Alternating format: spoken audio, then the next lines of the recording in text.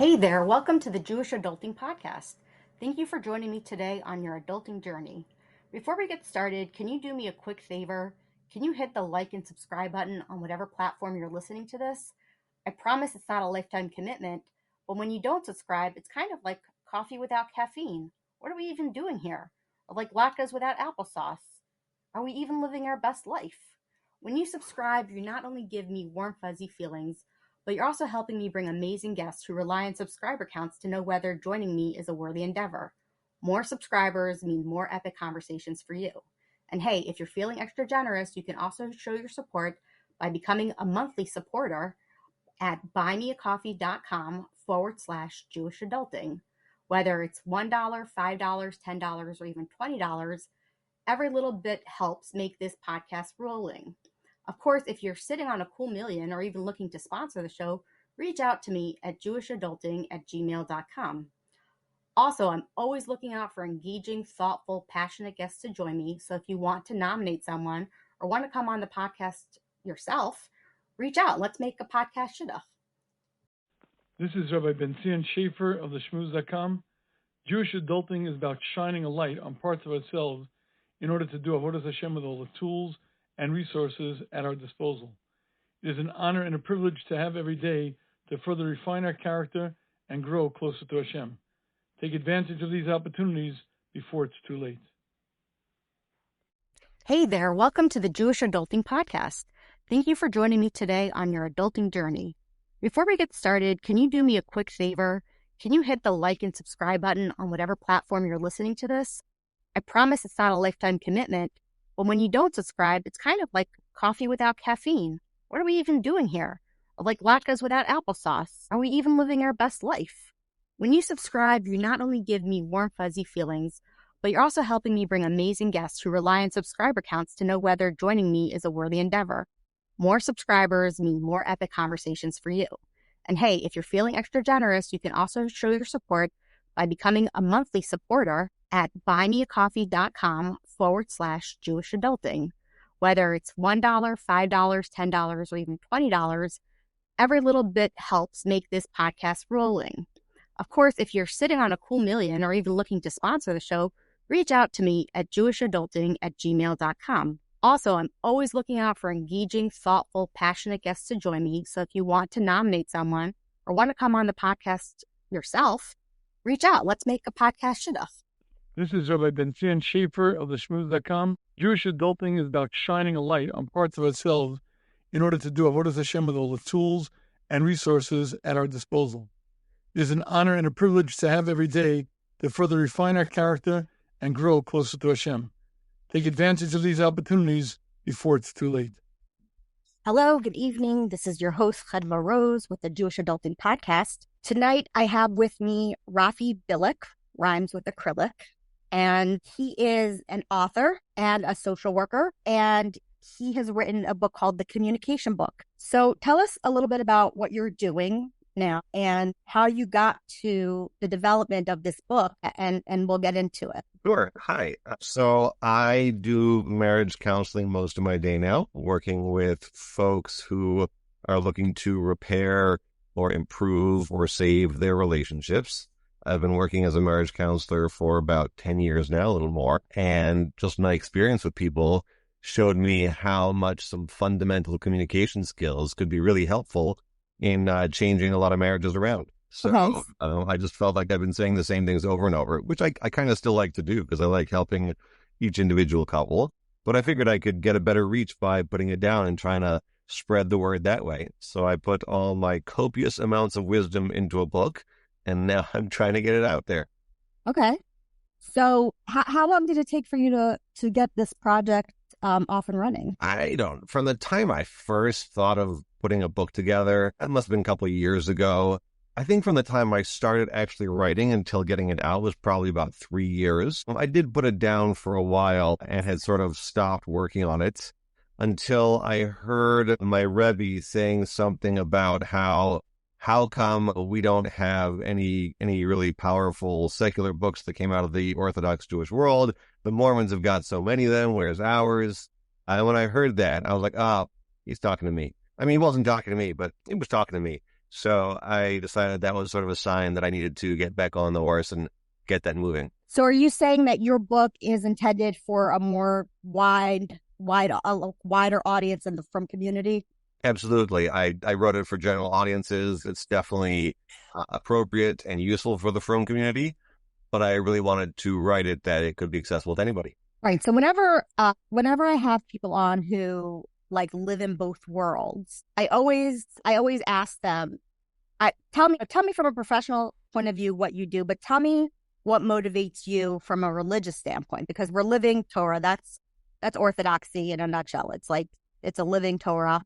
And so then I want to know, what were some things that influenced your book or the way you practice your this marriage counseling and whatnot that have developed the methodology that you bring forward in your book. So you want to know where I got these ideas from? Yeah, I want to know like what Jewish influences, either in Tanakh or from sort of gave you the wisdom and the guidance or the knowledge that this was the truth, and that because everything is in the Torah, right? And the Torah so many times already says what secular science says. I have so many anecdotal and actual evidence of this, but for me, what I have found is that, let's say, a Frum therapist, they can't separate completely their practice from the religious influence that they have, because that's not how orthodoxy works.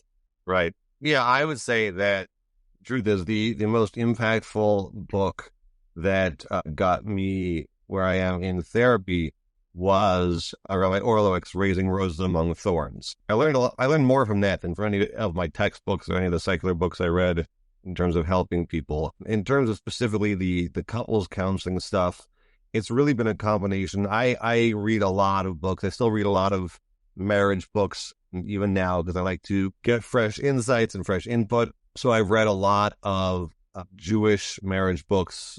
One that I remember finding very helpful was Avram Peretz Friedman's Table for Two, which he recently redid, but also a bunch of secular marriage books, a lot of them actually having been written by Jews or Jew-adjacent people. John Gottman is one of the top marriage research counseling people out there now, if not the top. And he's not Frum, but he walks around wearing a kippah, and his father was an Orthodox rabbi, and so he comes from the tradition. Okay, I did not know that. Although it sounds Jewish enough, so it doesn't totally surprise me. So in looking at your book and in looking at adulting in the context of relationships and communication, I think we discussed the idea of sort of arguing like an adult. That was sort of what we thought, well, what is the thing that is an obstacle for communication? And you said, that was the topic that you said to argue like an adult. So tell me about where we learn about how we're supposed to engage when somebody has either done something wrong or there's a perception of wrong, and we're put in a situation where we now have conflict. How does a couple communicate from that point? Well, anybody who's in a couple is probably well aware that there's conflict all the time. Small bits, big bits, but like there's always, it's impossible to get through a relationship without conflict being a regular part of that. So being mindful that there is a way to get through that without it tearing us apart or being a weight on the relationship. I tell my clients that anger is not something against the relationship. It's something that you do within the context of the relationship, so long as you do it well. Obviously, if you're yelling and screaming and throwing things and putting people down, that's not good on the relationship. But my feeling angry at you or disappointed or whatever negative feelings might come up because of something that we did wrong, some disconnect in the relationship, that is not a strike against the relationship. That is just part of the relationship that needs to be done well. And then it can be part of a growing, wonderful, thriving relationship. Right. So let me put it this way. I've been talking to a lot of parenting experts, and one of the things I realized is that the data and the research and the advice that people gave about parenting 20 years ago, and then 40 years before that, and then and just keep going back historically, it constantly is evolving and changing. It used to be like, what is it?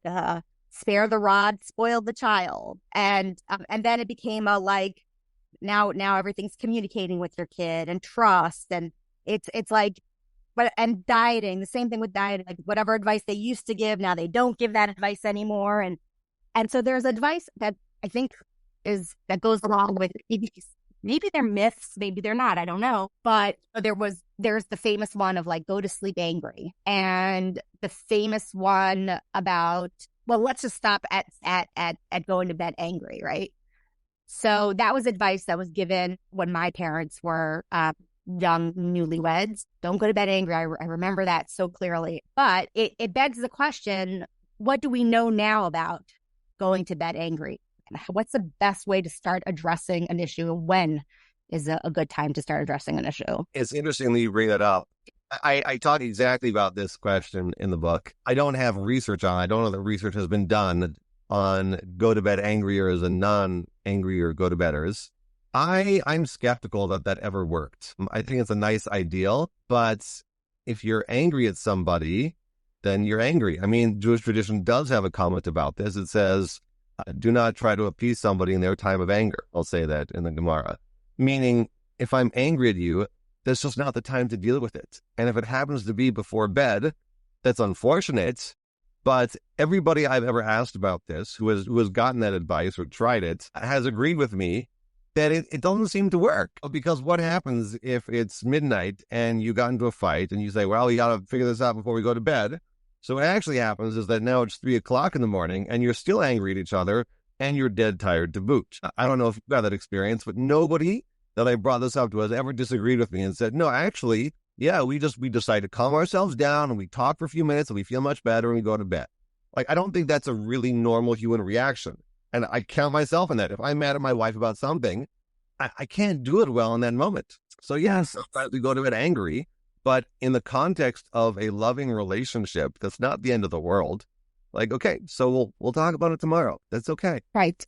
Well, I think that I've heard multiple times this notion. I mean, I would say this is recent. So there's, I guess, research is coming out, or people are starting to understand that if you're tired, hungry, like if your basic fundamental needs are not being taken care of in terms of like your hierarchy of needs, then how could you possibly, like if your kid is throwing a tantrum and it's bedtime, that they only eat sugar all day today, and they've been in a classroom all day today, and then they come home and you want to start talking to them about why their room is messy. Not going to work. Right. It's right. So it's almost like if you make sure that you're taking care of yourself and you get your needs met.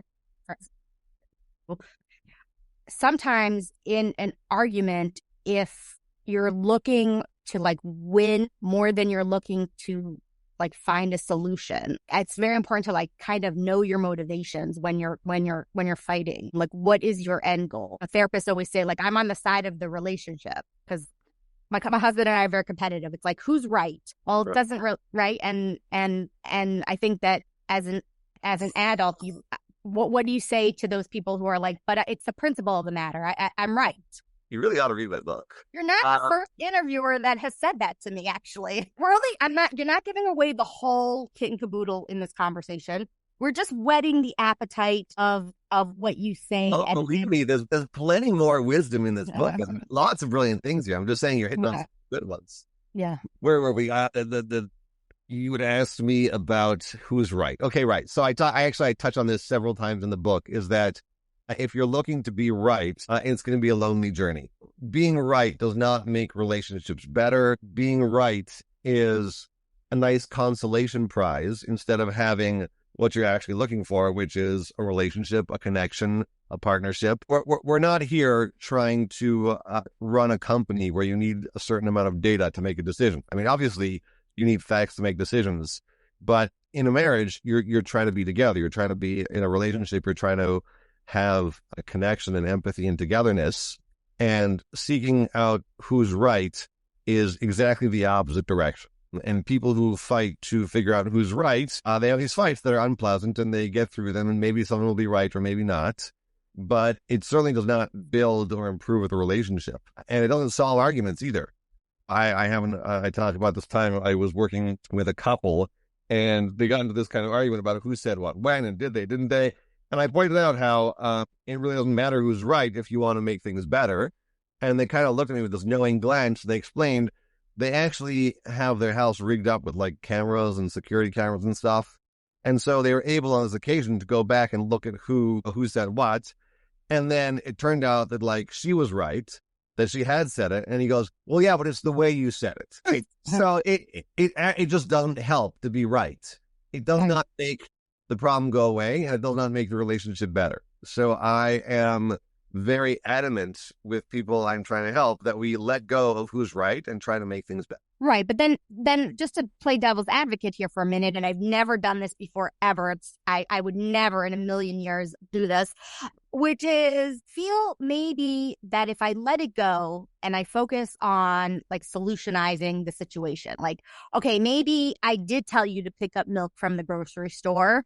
And maybe I feel like you don't listen to me. And the proof is you didn't get milk from the grocery store when I remember I texted you and I told you and whatever the argument is that I'm correct about, like you're not listening to me when I talk and whatever, is that if I let it go, then it will either escalate into a bigger problem or it's indicative of a wider problem, or it can, if I let it go now, then it won't matter down the line. And so I sort of have to respond this way so that they know that it's important to me. There's so much of like, I feel like sometimes in a relationship, people might get into the habit of trying to get their needs met and maybe not being heard. And that if you don't argue that way, maybe that would leave you sort of like the loser. Does that make sense? Yeah. I mean, again, if you think that there's a competition here about who's going to be right and who's going to be the winner and the loser, then you're forced to argue so you're not the loser.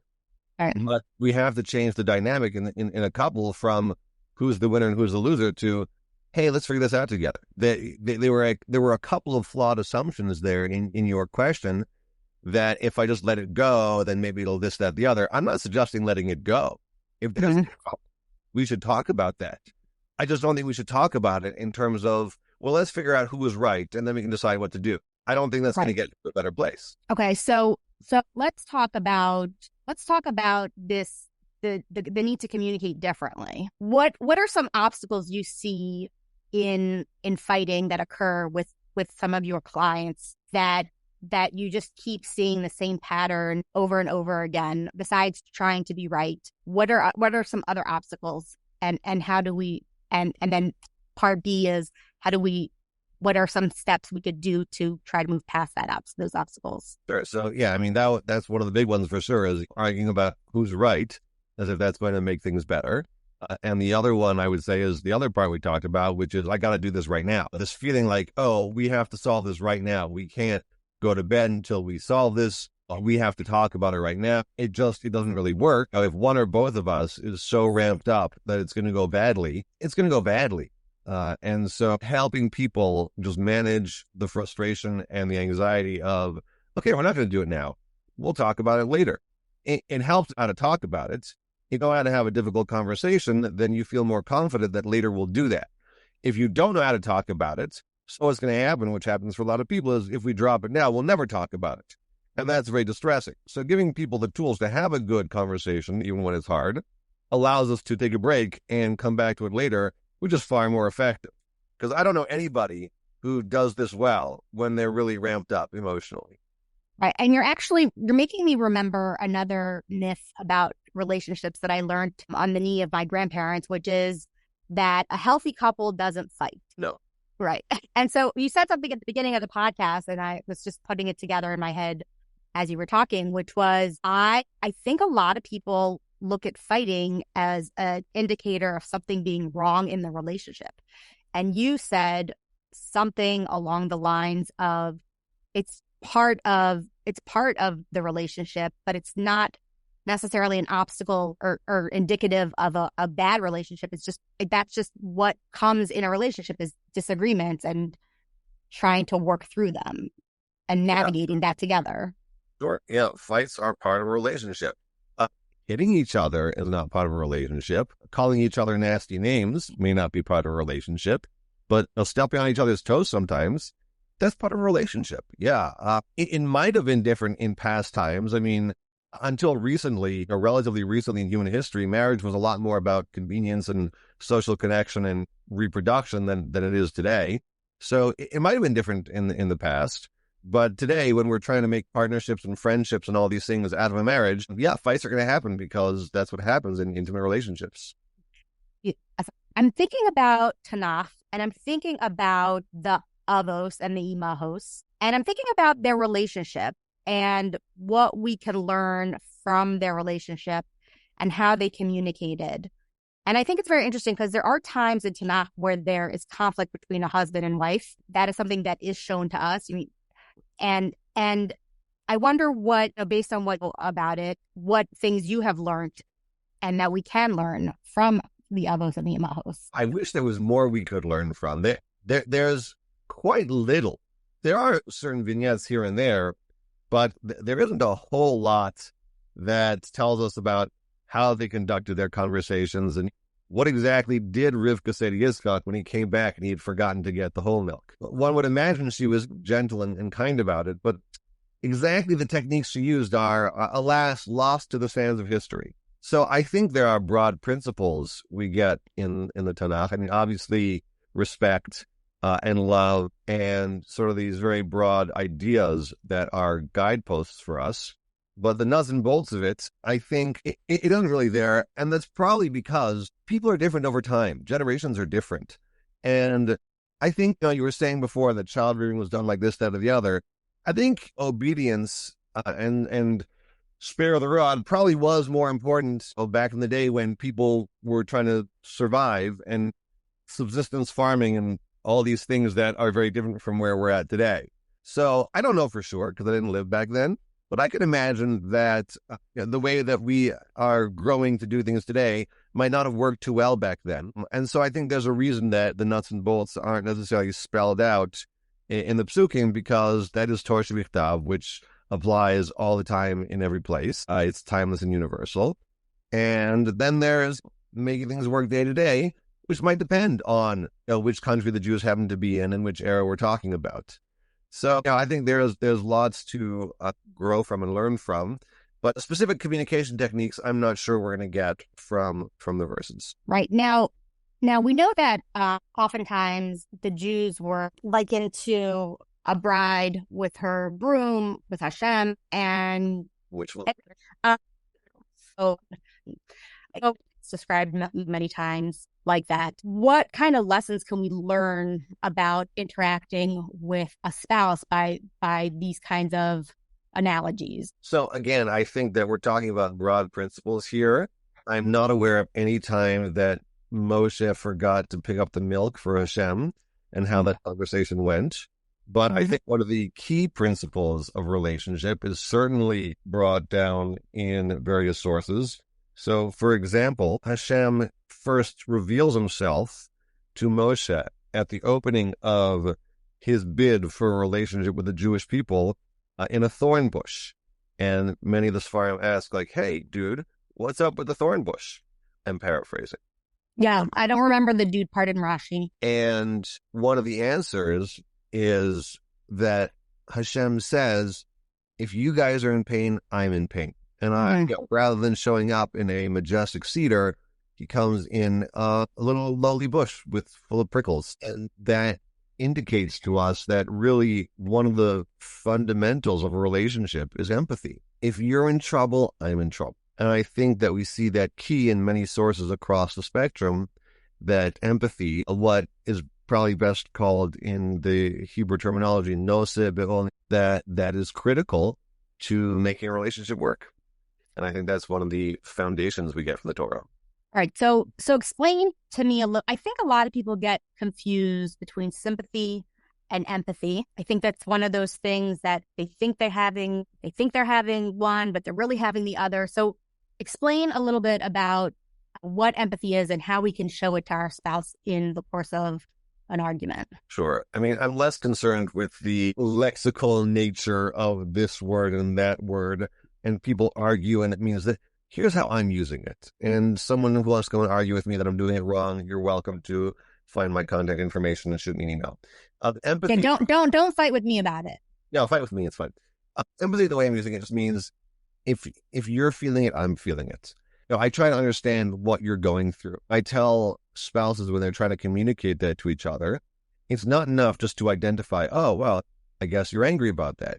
But it's like if you are in this nasty cave that's full of critters and you're uncomfortable, sad, depressed, angry, whatever it is, you got to get in the cave with them, right? If I am glib about whatever's going on for you, like, oh, wow, yep, tough day at work, sorry to hear that, pass the salt, that's not empathy. Empathy means like, wow, tough day at work. Well, yeah, tell me about that. Well, I get in there with you. And if my tone and my body language and my voice start to match where you're at, now we're in sync. So empathy literally, from the Greek roots or whatever, means feeling with or feeling in. It's when we sync up our feelings. And I really get deeply what's going on for you and where you're at. And to feel understood on that level has a big impact on being able to communicate, to relate, and to be together. Okay, so I always thought, I've heard this analogy of like getting in the pit with somebody before, and I've always sort of gotten a little bit like, well, is this codependency? If I'm getting where they are, I'm getting in the pit with them, am I really able to help them in this pit? Is this really a helpful position for me to be in? Am I actually being helpful, or am I sort of feeding the demon of distress or uncomfortableness or what to really get in there with them? Getting in the pit doesn't mean that you let go of your lifeline and get waist deep in the quicksand. And then also, you can walk out of the cave. Let's say somebody has depression mamish and they're stuck and they cannot lift their mood at this moment. That doesn't mean that you abandon your head and get yourself stuck as well. I mean, that's not the way to save somebody anyways, right? You don't jump in the water to save somebody and let go of the lifeline. Right. Hop out of there, even if they can't. It doesn't mean that you stay there forever because they're there. It means you come in and you offer empathy and I'm here for you. But now I'm going to walk out. I'm going to go have dinner and I hope you come with me. But if you're not ready to, that's okay also. It just means that I can get there with you. It doesn't mean I'm stuck or I am in the same stuck situation that you're in. Right. I hear you. So that's right. So that's a little bit different. That's not, you're going in the pit, but you're keeping yourself, you're above, you're taking care of yourself first. You're making sure that you're not getting lost. Because I think sometimes people could get very lost in their spouse's emotions and it gets a little bit unhealthy. Yeah. So I think that is an important distinction to make. Totally. And also there's, when I'm thinking about trying to understand and empathize with our spouse, I wonder what are some obstacles towards empathy? Like, what are some reasons that you think or that you've seen that this is a struggle for people? Because you would, and the reason I'm asking is because you would assume that supposedly this is the person you love, this is the person you create a relationship with. Why is it such a why is it so difficult? Why is it such an obstacle? I mean, we are all self-centered by nature. And I don't mean that in a pejorative way. I just mean that the way you see the world is through your own eyes. That the process of maturing in one way can be defined as the process of getting out of that rigid perspective and being able to recognize that there are other perspectives, right? A child cannot do that. A child will be talking on the phone and answer a question by nodding their head, because they just don't get that the other person can't see them. Because like, I can see me, I'm here, so why can't? But they just don't get it. We have adults doing similar things by insisting like, oh, but the water's not so cold, just come in. Oh, maybe to the other person it is cold. Or here, taste this, it's delicious. Well, I don't really like that food. There are different people with different emotions and different preferences, and we are all so different in such fundamental ways that often we just don't even realize that we are different in those ways, and I can't even conceive of that. And so it really takes a process of maturing and adulting and thinking through this and recognizing, okay, people are different and they don't have to be like me, and I'm not wrong for being like me either. Another myth that I was thinking about that I wanted to talk to you about was this myth of like resolution, because I think there is this notion that we have to fight until there's a resolution. And how do I handle or cope when that's not the case? When we haven't figured it out. We don't know how to move forward. We don't, because I mean, that's part of it, isn't it? Yeah, I mean, I would say that most problems don't get resolved right away. Certainly not the important ones. And this for sure is something I learned from Rabbi Orlowek, which is that the big problems in life do not get solved right away. For those people who have children, you can be sure of that, right? A kid has an anxiety problem or an aggression problem or whatever it is. It ain't going to be one lecture, sit down, and then we're good. This is going to be a long-term problem. And if you and your spouse disagree on how much time to spend with your parents, or how to handle the kids, or a religious issue, whatever, like, these are not like, okay, let's sit down and hash this out. It's a series of conversations, and it is an extended period of work where you get, over time, maybe you align more, but maybe you don't, and you learn to live with the difference. And that can be difficult, but this eye on the prize type of perspective where, okay, we got to solve this, and we got to solve it now, does not lead to better outcomes. Right. But it's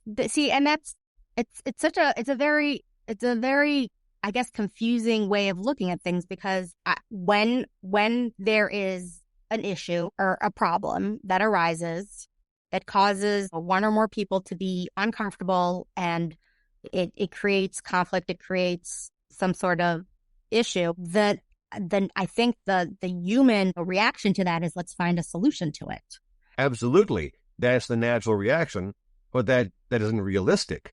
Of course, we want to get rid of a problem as soon as possible, but a big problem does not go away just because you want it to go away. Right. That's true of everything, right? I mean, imagine if somebody had some medical disease, disorder, whatever it is, and they say, like, I really got to figure out how to, it's not an instant thing. Like, you may have to adjust your life over a long period to living in a new way because of some disability.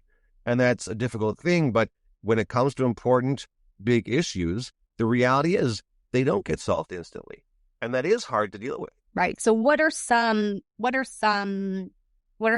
things that advice you could give that to navigate this time? So we haven't had a resolution, but we've talked about it. So we're talking about it, and are we saying, like, this is going to take time? Are we saying that out loud?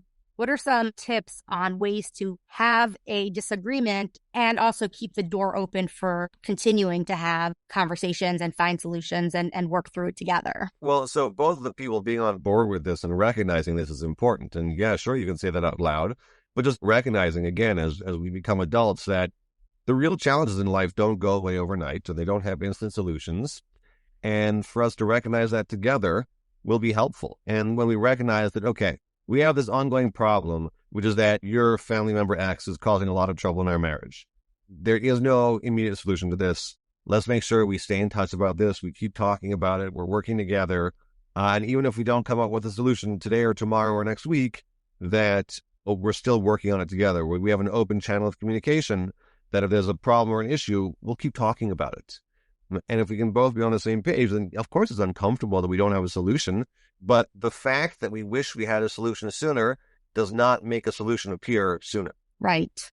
I think this is probably a really difficult point for many people to sort of give up the notion of solving it.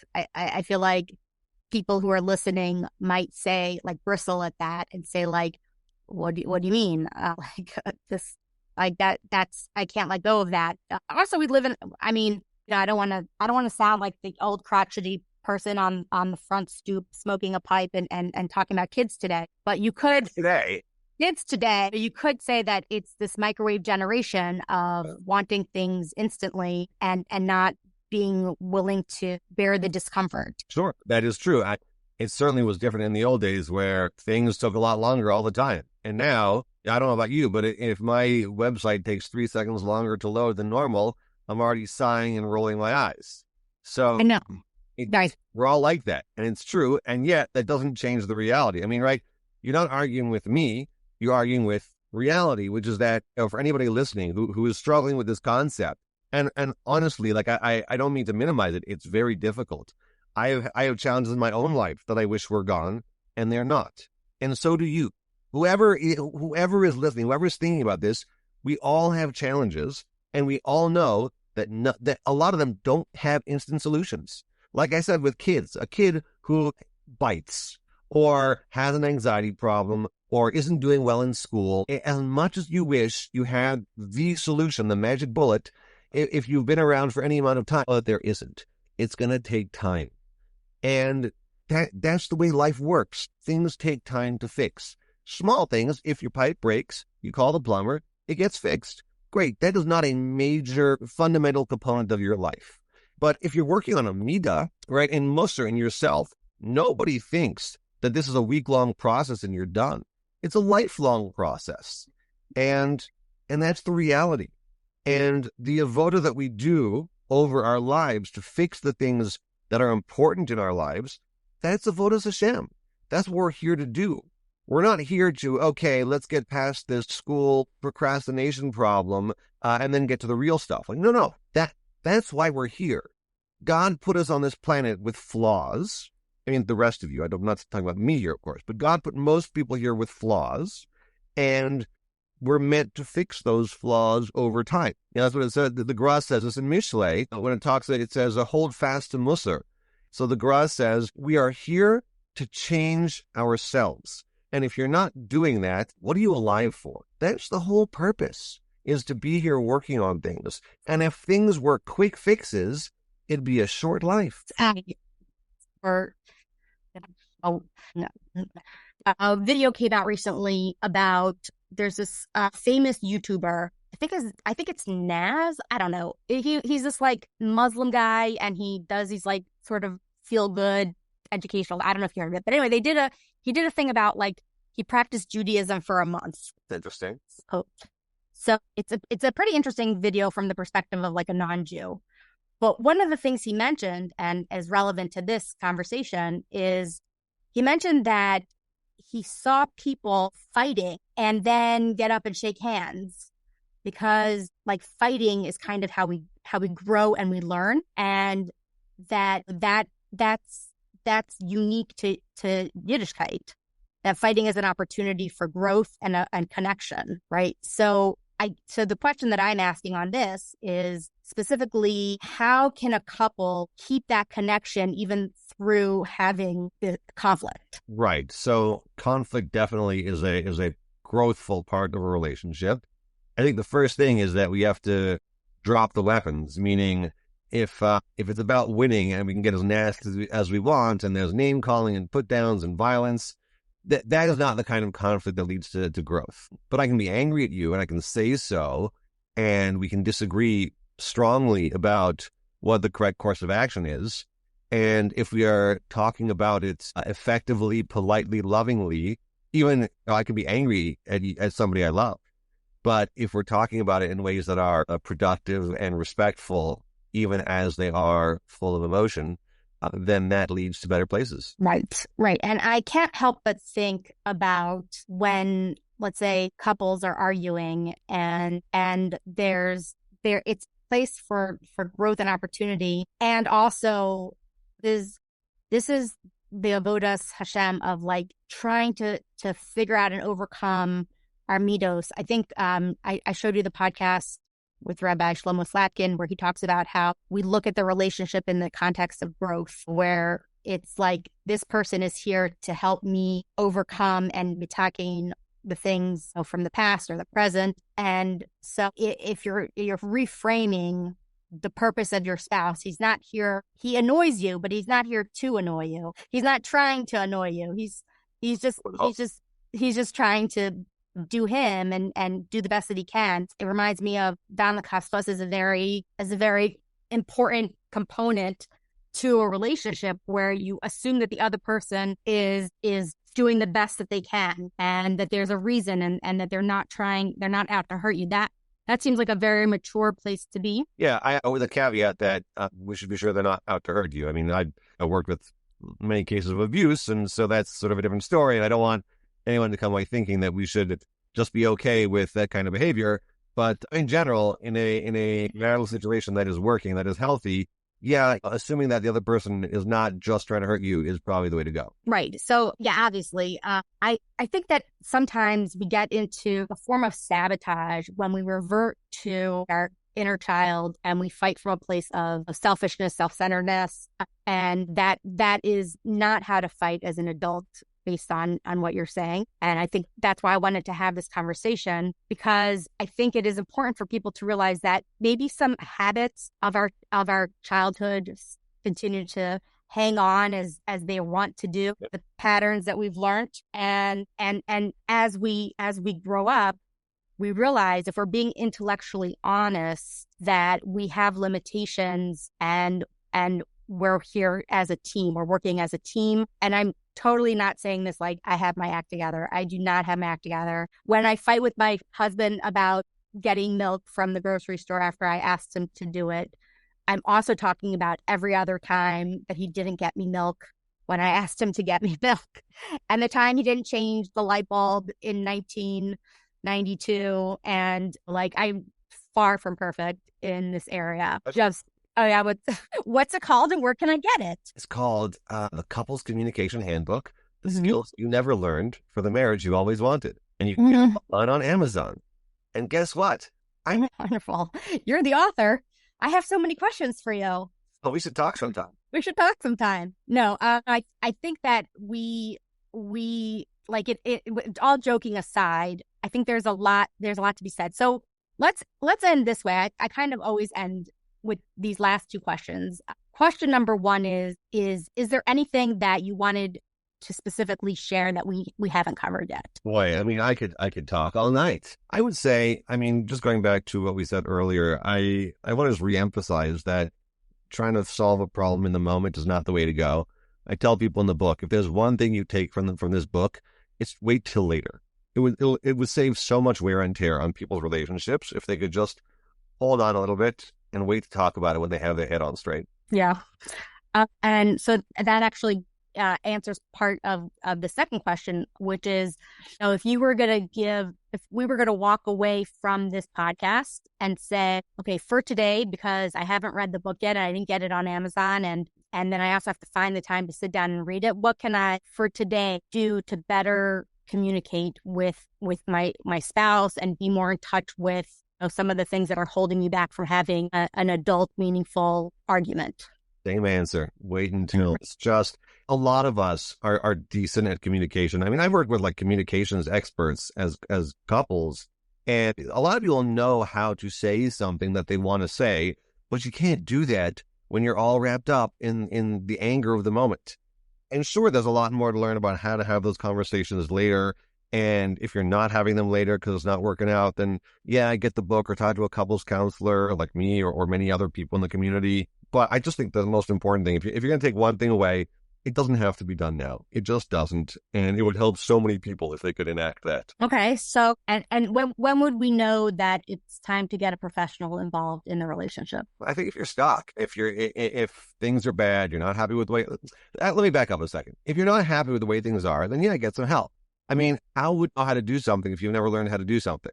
We learn all kinds of stupid things in high school, like trigonometry and who knows what else that we'll never use. But like, hey, how to have a conversation about something difficult somehow didn't make it into the curriculum.